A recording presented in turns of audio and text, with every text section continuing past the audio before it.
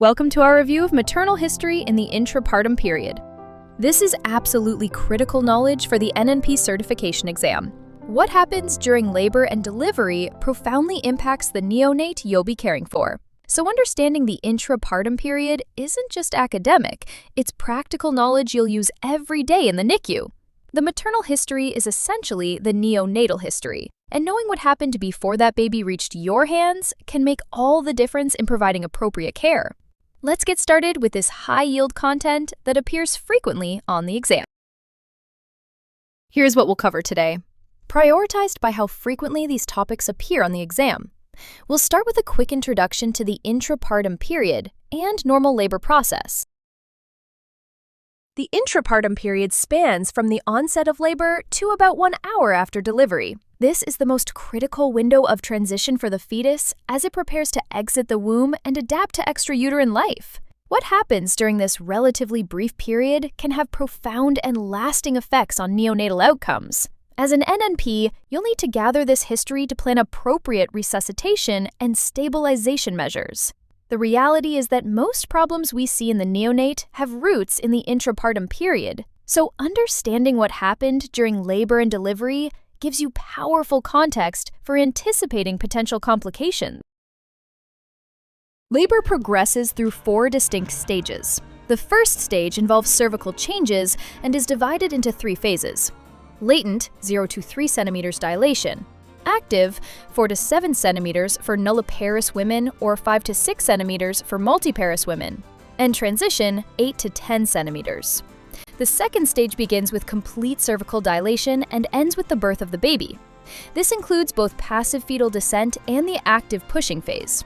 The third stage is from birth until delivery of the placenta, and the fourth stage encompasses maternal stabilization in the immediate postpartum period.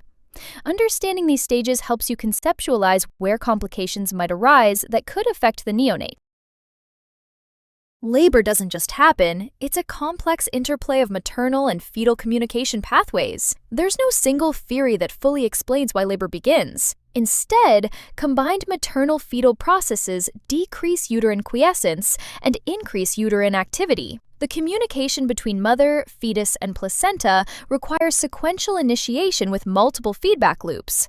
This redundancy in positive feed-forward and negative feedback prevents any single factor from controlling labor onset. Understanding this physiology helps us recognize how disruptions in these normal processes can lead to fetal distress and subsequent neonatal complications. There are 2 primary methods of fetal heart rate monitoring: external and internal monitoring. External monitoring uses a Doppler ultrasound belted around the maternal abdomen to detect fetal heart rate, plus a pressure transducer to track uterine contractions. Internal monitoring involves placing a fetal scalp electrode, which is reserved for situations where there are concerning decelerations or when the external tracing is difficult to interpret. Understanding monitoring techniques is important because the patterns observed during labor directly influence your expectations for the neonate's condition at birth and your resuscitation planning. Let's talk about normal FHR characteristics. The baseline rate should be between 110 and 160 beats per minute. Variability refers to the irregular line produced on the monitor representing the slight differences in time intervals between beats. This beat-to-beat variability is actually a good sign, showing the fetus has a healthy autonomic nervous system. Accelerations, which are abrupt increases in FHR above baseline, are also reassuring signs of fetal well-being. They typically indicate the fetus is neurologically intact and responsive to movement or stimulation. When you see these normal characteristics, you can generally anticipate a well-oxygenated neonate without significant acidosis. Abnormal FHR patterns are high yield for the exam. Early decelerations occur with contractions and are associated with head compression. These are generally benign. Variable decelerations show an abrupt decrease in FHR and are associated with umbilical cord compression, which can become concerning if prolonged or frequent. Late decelerations are the most ominous, occurring after the peak of contractions and indicating uteroplacental insufficiency with potential fetal hypoxia. Sinusoidal patterns appear as smooth, regular waves and suggest severe fetal anemia. possibly from Rh sensitization or fetal-maternal hemorrhage. Decreased variability can indicate fetal compromise, medication effect, or neurological issues. Abnormal FHR patterns are high yield for the exam. Let me break these down using two helpful mnemonics, VEAL and CHOP. For VEAL, V stands for variable decelerations, abrupt decreases in FHR caused by cord compression. TE is for early decelerations that mirror contractions and indicate head compression, generally benign. A represents accelerations, which are temporary increases that indicate a healthy fetus. L is for late decelerations, which begin after the contraction starts and recover after it ends, indicating placental insufficiency. These are most concerning. The CHOP mnemonic gives you the causes. C for cord compression, variable decelerations. H for head compression, early decelerations. O for OK, accelerations are good. And P for placental insufficiency, late decelerations. Beyond these, watch for sinusoidal patterns, smooth, regular waves suggesting severe fetal anemia, and decreased variability, potentially indicating fetal compromise, medication effect, or neurological issues. These mnemonics are frequently tested, so commit them to memory for the exam. FHR patterns are classified into 3 categories to standardize interpretation and guide management. Category 1 patterns are normal or reassuring, showing a baseline rate between 110 to 160 beats per minute with moderate variability and possibly accelerations. These patterns predict normal fetal acid-base status. Category 2 patterns are indeterminate. They don't meet criteria for either Category 1 or 3. They require close monitoring, but don't necessarily predict abnormal acid-base status.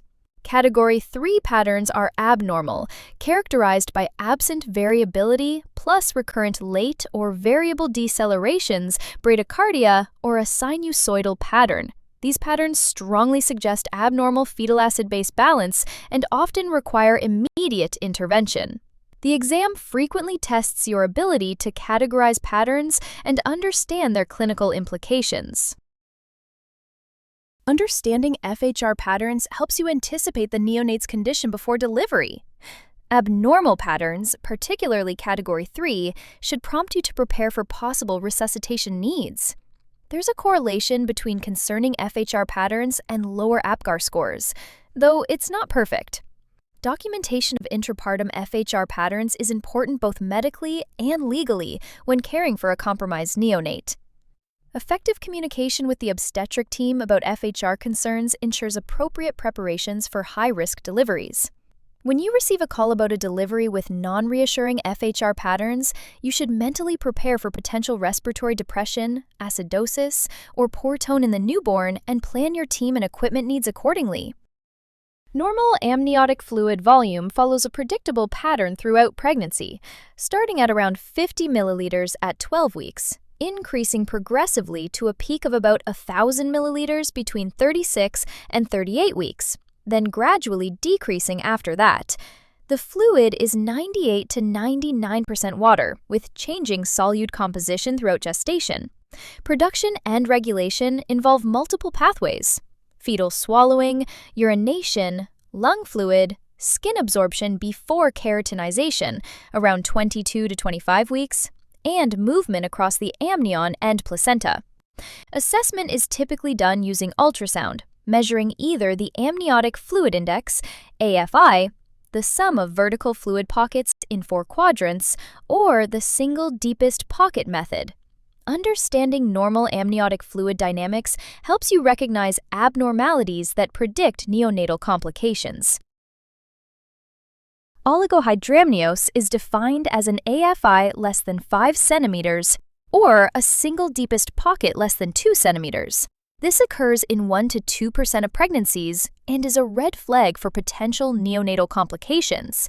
The most common cause is premature rupture of membranes, accounting for about 50% of cases.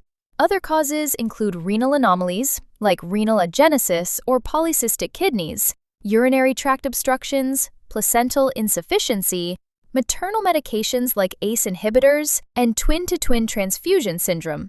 The key concern with oligohydramnios, especially when prolonged and early in gestation, around 16 to 18 weeks, is pulmonary hypoplasia with high perinatal mortality. Oligohydramnios also increases the risk of umbilical cord compression during labor. On the exam, if you see oligohydramnios mentioned, think respiratory complications and potential skeletal deformities. Polyhydramnios, the flip side of our fluid abnormalities, is defined as an AFI greater than 20 or fluid volume exceeding 2,000 milliliters. Its exact cause is often unknown, with idiopathic cases accounting for 50 to 60% of diagnoses. When causes are identified, they typically fall into two categories: decreased absorption or overproduction. Think about conditions that prevent normal fetal swallowing: gastrointestinal atresias, duodenal, esophageal, tracheoesophageal fistula, neurological disorders, anencephaly, trisomy 18 or 21, or muscular disorders affecting swallowing. Overproduction occurs with maternal diabetes, where increased fetal urination leads to excess fluid. This is high yield for the exam. If you see polyhydramnios, immediately consider GI obstructions, especially duodenal atresia, and maternal diabetes. Complications include preterm labor, premature rupture of membranes, and umbilical cord prolapse. Meconium-stained amniotic fluid is clinically significant. Meconium passage in utero typically indicates fetal stress or maturity in post-term pregnancies. The presence of meconium increases the risk of meconium aspiration syndrome, especially when associated with fetal acidemia, which can cause gasping and deep inhalation of contaminated fluid. Current management recommendations have changed significantly over the years. We've moved away from routine intubation and suctioning of all meconium-stained deliveries. Instead, the current approach focuses on the infant's condition at birth. The initial steps are to assess tone, heart rate, and respiratory effort. Intubation for suctioning is only considered for non-vigorous infants. Remember, prevention strategies include amnio infusion during labor to dilute meconium and relieve cord compression. Placenta previa occurs when the placenta covers or is near the internal cervical os. It's classified based on the exact placement.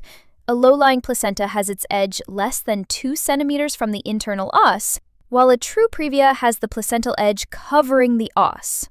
The pathogenesis is unknown, but risk factors include prior previa, previous cesarean section, advanced maternal age over 35, multiparity, prior suction curettage, and smoking. The classic presentation is painless third trimester bleeding. Any woman with painless vaginal bleeding after 20 weeks should be assumed to have previa until proven otherwise. The primary concern for the neonate is related to potential maternal hemorrhage during delivery, which can lead to hypovolemia and compromise neonatal resuscitation.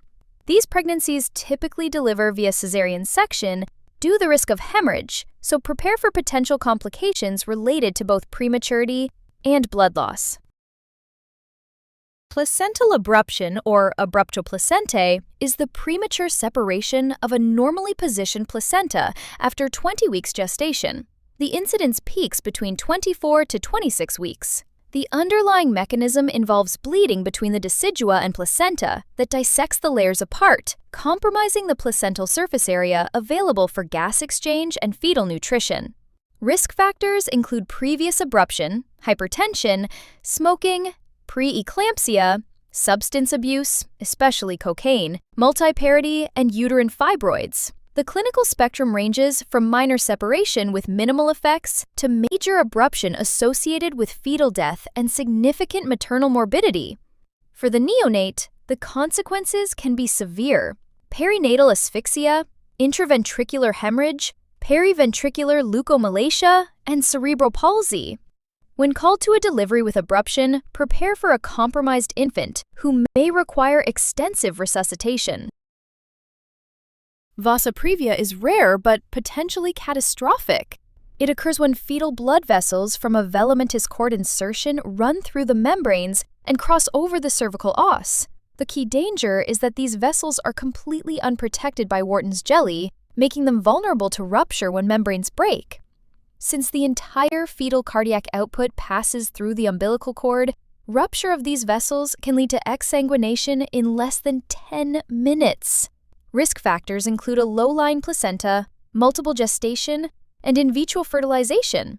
If unrecognized, the fetal mortality rate approaches 60%. When the diagnosis is known, cesarean delivery is planned before membrane rupture.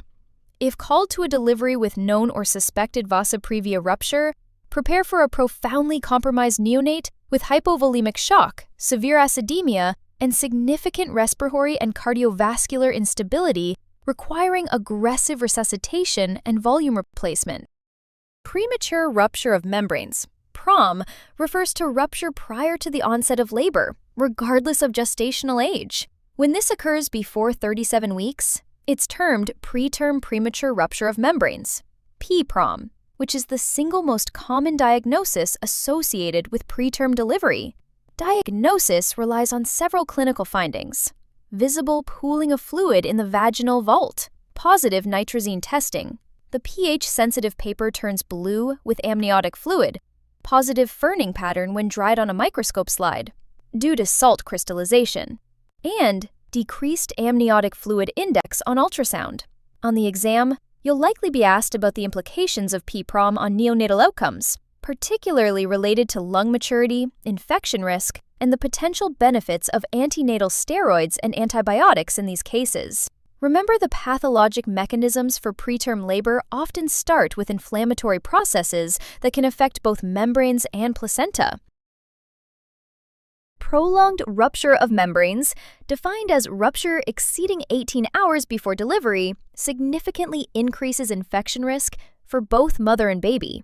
This is often associated with prolonged labors or labor dystocia. Labor dystocia, or failure to progress, is a leading cause of cesarean deliveries and is more common in pregnancies of older women, those with increased BMI, and mothers receiving oxytocin induction and epidurals. The key concern with prolonged rupture is the increased risk of early onset sepsis in the neonate. Management implications include close monitoring for signs of infection, potential prophylactic antibiotics, and a lower threshold for sepsis evaluation in the newborn. Prolonged rupture is also associated with increased respiratory morbidity, particularly in preterm infants. Neonatal outcomes depend on gestational age, presence of chorioamnionitis, and duration of rupture. So, these factors should guide your assessment and management. Chorioamnionitis, or intraamniotic infection, can profoundly impact neonatal morbidity and mortality.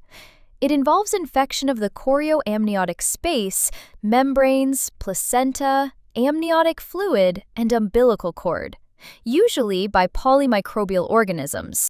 There are two clinical presentations: acute chorioamnionitis with symptomatic mothers and subclinical chorioamnionitis associated with preterm labor or completely asymptomatic mothers. The most common organisms in acute cases include Group B Streptococcus, E. coli, and Streptococcus viridans, which can lead to fulminant sepsis at birth, respiratory distress, and cardiovascular instability. Subclinical cases more often involve ureaplasma, mycoplasma, and Gardnerella, which may present with variable symptoms, brain injury, and chronic lung disease. The presence of Meconium-Stained Fluid may also be related to fetal stress from chorioamnionitis. When preparing for delivery with diagnosed chorioamnionitis, expect potential respiratory compromise, early onset sepsis, and hemodynamic instability in the neonate. Now let's discuss a practical clinical tool that directly relates to the intrapartum risk factors we've been covering: the Neonatal Sepsis Risk Calculator, developed by Kaiser Permanente. This evidence-based calculator quantifies the risk of early onset sepsis in term and late preterm infants, specifically those 34 weeks gestation and older. What makes this tool so valuable is that it integrates both maternal risk factors and infant clinical presentation to give you a precise risk assessment. The calculator takes into account several maternal factors we've already discussed: GBS colonization status, presence of chorioamnionitis, duration of membrane rupture, and whether intrapartum antibiotic prophylaxis was given. It also considers infant-specific factors like gestational age, clinical appearance, vital signs, and the highest temperature recorded in the first 6 to 12 hours of life. This tool has revolutionized sepsis management by reducing unnecessary antibiotic use while maintaining safety. It provides a standardized approach to sepsis evaluation and gives you concrete data to support clinical decision-making and parent counseling. The calculator outputs the risk per 1,000 live births and provides specific management recommendations, including timing for reevaluation. You can access this free tool at neonatalsepsiscalculator.kaiserpermanente.org. I highly recommend bookmarking this for your clinical practice. Hypertensive disorders are an important topic. Preeclampsia is a pregnancy-specific disorder characterized by poor perfusion of vital organs, including the fetal-placental unit. It's distinguished between two forms: preeclampsia without severe features and preeclampsia with severe features. The latter can develop rapidly, sometimes over just days, and requires close monitoring. When preeclampsia progresses to seizures, the diagnosis changes to eclampsia. HELP syndrome, hemolysis, elevated liver enzymes, and low platelets represents a severe variant. For neonates, the primary concerns include intrauterine growth restriction, preterm delivery, and hypoxic injury from uteroplacental insufficiency. Magnesium sulfate, commonly used for seizure prophylaxis in these mothers, can cause neonatal hypotonia, respiratory depression, and feeding difficulties. When attending deliveries of mothers with hypertensive disorders, be prepared for growth-restricted infants who may require extra temperature support and glucose monitoring. Questions about diabetes are very common. We distinguish between gestational diabetes, which develops during pregnancy, and pregestational diabetes, which existed before pregnancy. The pathophysiology affecting the fetus stems from maternal hyperglycemia, which crosses the placenta while maternal insulin does not. This leads to fetal hyperglycemia, stimulating the fetal pancreas to produce increased insulin. This hyperinsulinemia becomes the driving force behind most complications we see in these infants. Remember that maternal glucose control during pregnancy directly correlates with neonatal outcomes. Good control reduces complication rates. The exam frequently tests your understanding of this pathophysiology, as it explains virtually all the complications we'll discuss in the next slide. The infant of a diabetic mother, IDM, presents with a constellation of complications you absolutely must know for the exam. Macrosomia results from fetal hyperinsulinemia, promoting growth and fat deposition. Hypoglycemia occurs when the hyperinsulinic state continues after birth, but maternal glucose supply is cut off. Cardiac defects, particularly hypertrophic cardiomyopathy and septal hypertrophy, develop from insulin's growth-promoting effects on cardiac muscle. Hypocalcemia stems from functional hypoparathyroidism. Polycythemia occurs in response to chronic fetal hypoxemia from increased oxygen consumption. IDMs also have delayed surfactant production, leading to respiratory distress despite term gestation. Lastly, they have an increased risk of renal vein thrombosis.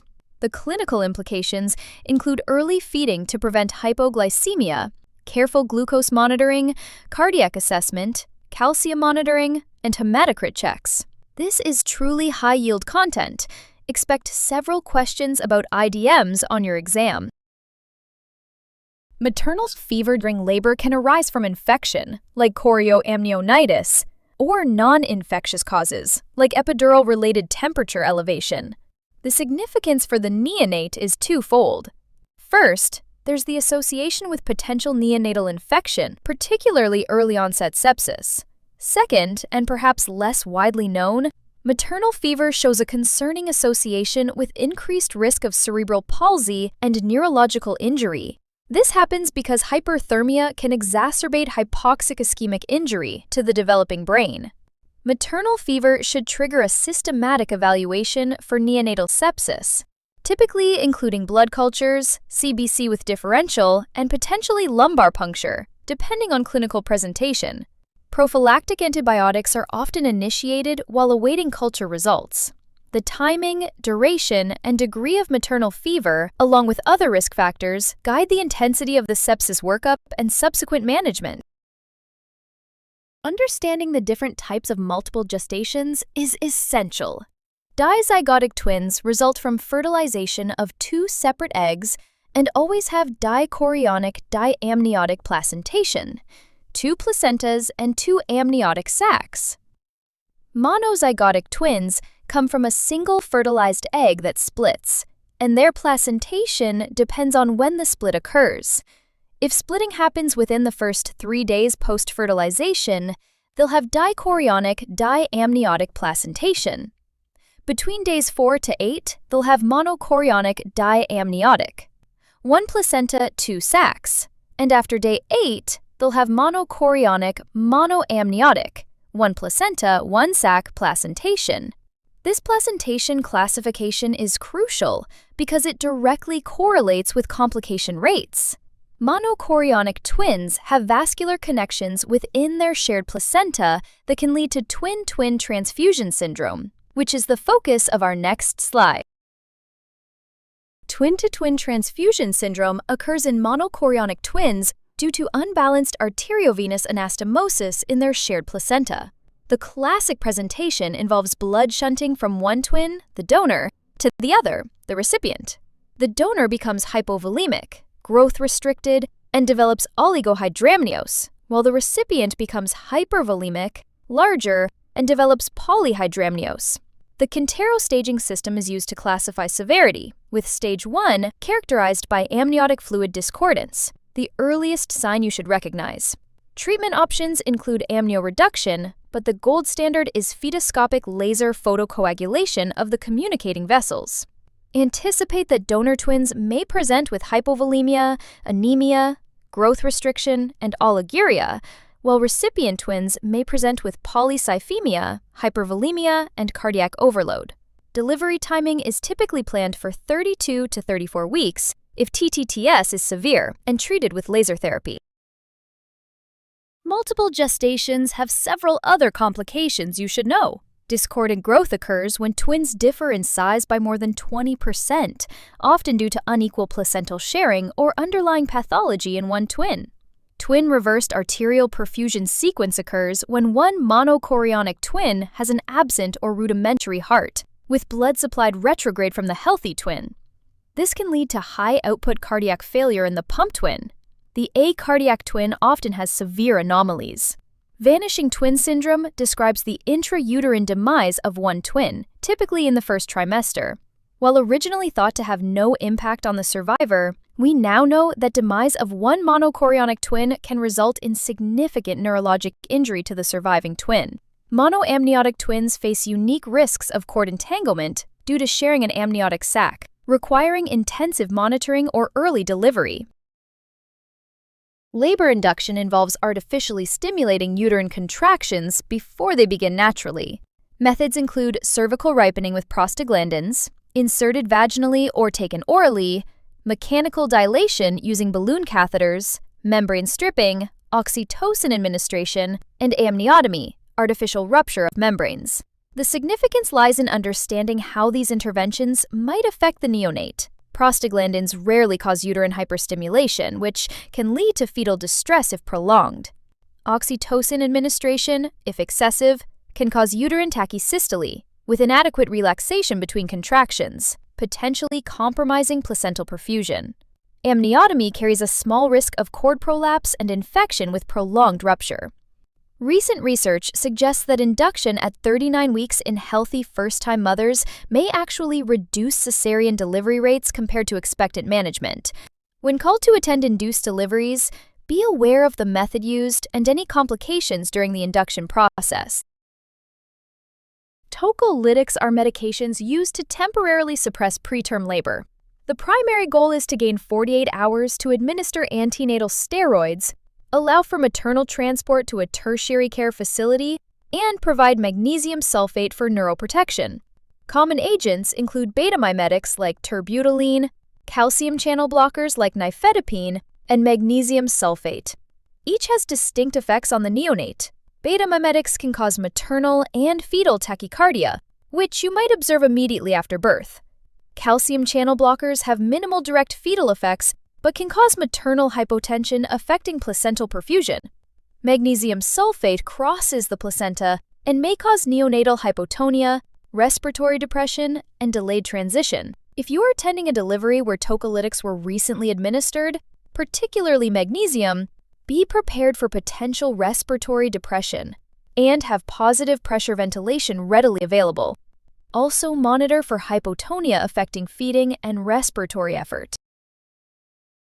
There are usually a few questions on antenatal steroids, but their clinical importance is substantial. Typically, betamethasone or dexamethasone is administered to mothers at risk for preterm delivery between 24 and 34 weeks gestation, with emerging evidence supporting use up to 36 weeks. These steroids cross the placenta and accelerate fetal lung maturation by increasing surfactant production, improving lung compliance, and enhancing lung fluid clearance. The maximum benefit occurs when delivery happens more than 48 hours, but less than 7 days after administration. Benefits extend beyond reducing respiratory distress syndrome to include decreased rates of intraventricular hemorrhage, necrotizing enterocolitis, and overall neonatal mortality. Knowledge of whether and when steroids were given helps anticipate respiratory needs at birth. A common exam question involves timing. Remember that the full effect begins 48 hours after the first dose and lasts about 7 days. Magnesium sulfate serves dual purposes in the intrapartum period, as a tocolytic for preterm labor and for neuroprotection in pregnancies at risk for preterm delivery. Its neuroprotective mechanism isn't fully understood, but it appears to block glutamate receptors, reducing calcium influx into neurons during hypoxic events and decreasing harmful free radical production. The primary concern is recognizing magnesium's effects on the neonate. These include hypotonia, sometimes profound, respiratory depression, delayed transition, and potentially hypocalcemia due to suppressed parathyroid hormone. Neonates exposed to magnesium require careful respiratory monitoring and occasionally ventilatory support. Hypotonia typically resolves within 24 to 48 hours as magnesium is cleared. On the exam, remember to consider recent magnesium administration when presented with a case of a hypotonic, poorly breathing neonate, especially if born preterm. This is particularly important because the effects are dose-dependent and related to maternal serum levels at delivery. Neuraxial analgesia techniques are frequently used during labor and delivery. The epidural block involves catheter placement in the epidural space for continuous medication administration. It provides excellent pain relief throughout labor without affecting consciousness, using local anesthetics, opioids, or a combination. Spinal anesthesia involves a one-time injection into the subarachnoid space, typically used near delivery time or for cesarean sections. The combined spinal epidural offers rapid onset from the spinal component, with the continuous capability of an epidural. The primary concerns relate to maternal hypotension, affecting placental perfusion, especially with spinal techniques, and the potential for longer labors and increased operative vaginal deliveries with epidurals. Additionally, maternal fever is associated with epidural use, which can complicate sepsis evaluations in the neonate. Watch for these effects when attending deliveries where neuraxial techniques were employed. Systemic pain medications during labor, primarily opioids, merit special attention. These medications rapidly cross the placenta and appear in the fetal circulation. The effects on the neonate depend on several factors: the specific drug, dosage, timing relative to delivery, and route of administration.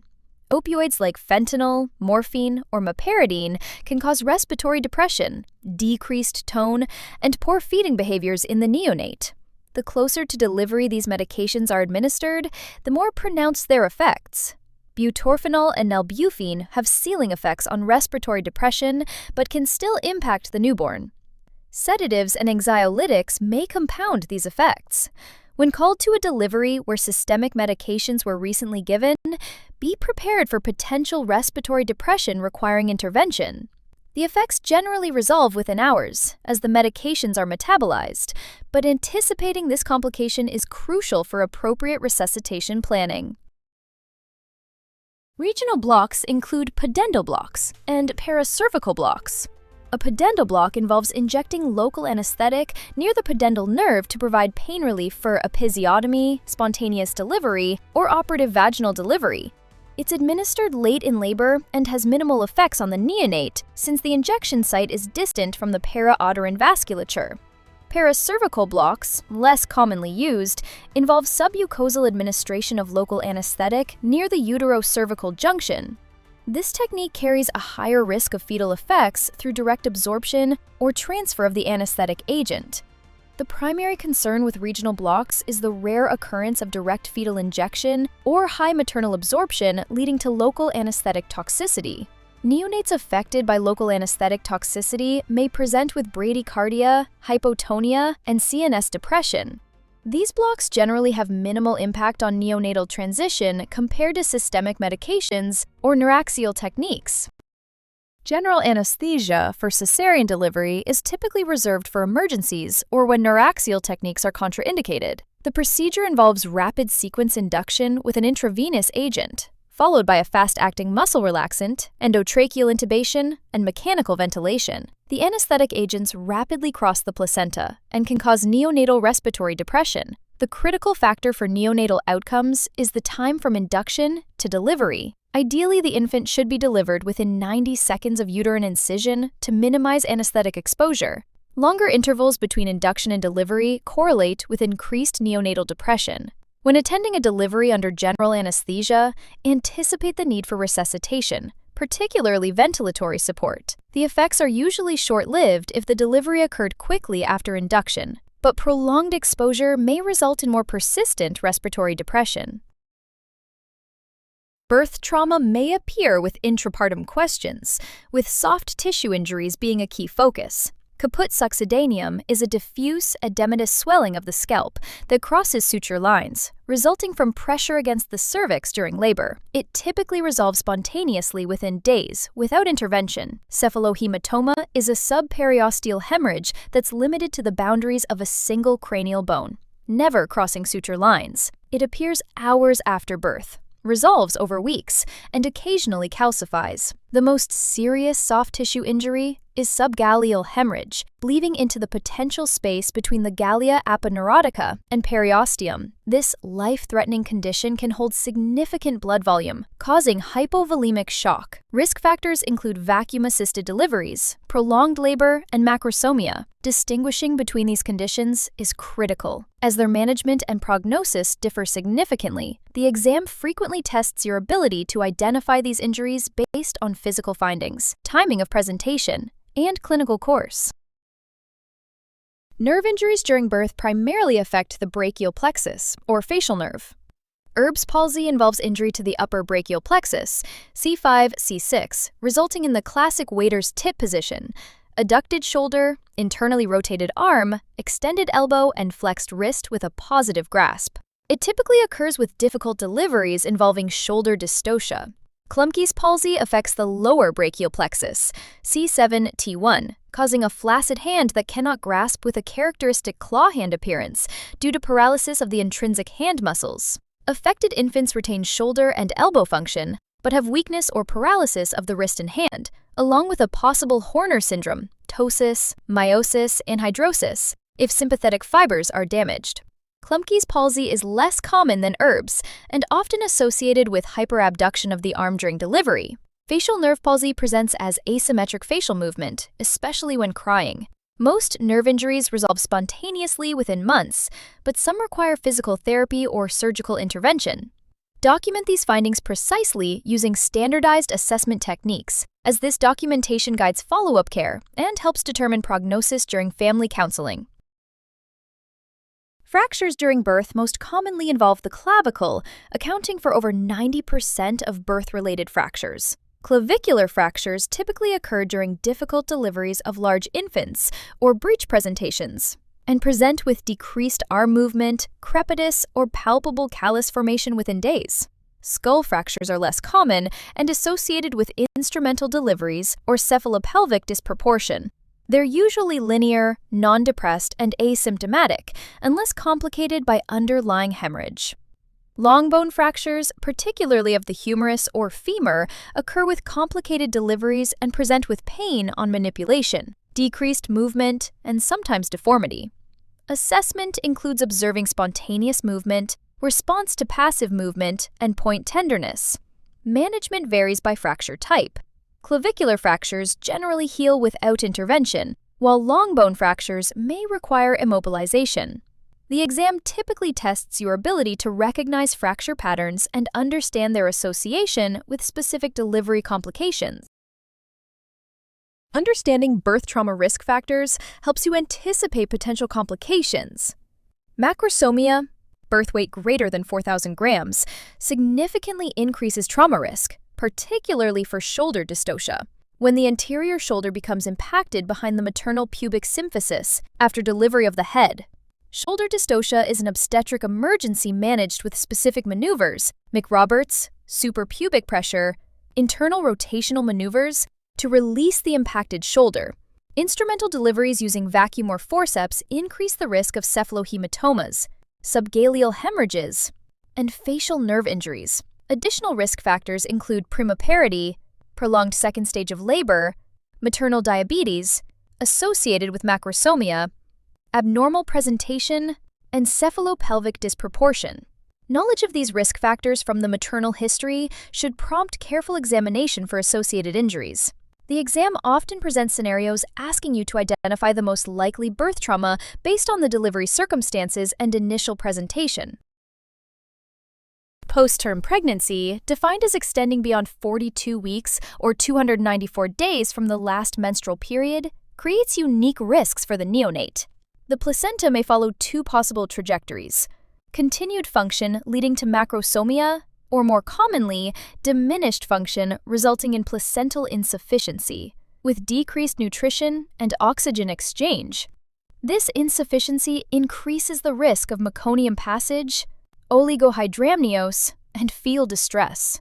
Postpartum infants often have characteristic physical findings, including decreased vernix, desquamating skin, long nails, and abundant scalp hair. They may experience meconium aspiration syndrome, hypoglycemia due to depleted glycogen stores, and polycythemia from chronic mild hypoxia. Management strategies have evolved toward earlier intervention, with most practitioners now inducing labor by 41 weeks to prevent postpartum complications.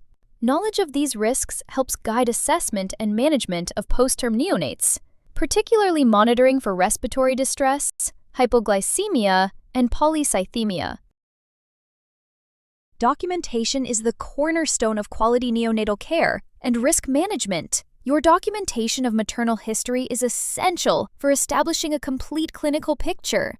When recording intrapartum factors, focus on the elements most likely to impact neonatal outcomes: duration of rupture of membranes, presence of chorioamnionitis, maternal medications, particularly magnesium, narcotics, and anesthetics, abnormal FHR patterns, mode of delivery, and any complications like shoulder dystocia or hemorrhage. This information should be integrated into your care planning, particularly for identifying infants at risk for early onset sepsis, respiratory depression, or hypoglycemia. From a risk management perspective, thorough documentation creates a clear link between maternal factors and neonatal interventions, establishing medical necessity and demonstrating appropriate clinical judgment. When studying for the exam, practice identifying which elements of the maternal history most directly influence your neonatal management decisions. Let's quickly review the highest yield topics for your exam preparation. Infant of diabetic mother complications represent many questions. Focus especially on the pathophysiology of fetal hyperinsulinemia and its cascade of effects including macrosomia, hypoglycemia, cardiac defects, and respiratory distress. Fetal heart rate patterns require your ability to distinguish between early, variable, and late decelerations, and understand their clinical significance. Amniotic fluid abnormalities. Remember the associations between oligohydramnios and pulmonary hypoplasia and between polyhydramnios and GI obstructions. Maternal conditions. Emphasize hypertensive disorders and their neonatal implications. Mastering these areas gives you the best return on your study investment and positions you well for success on the exam.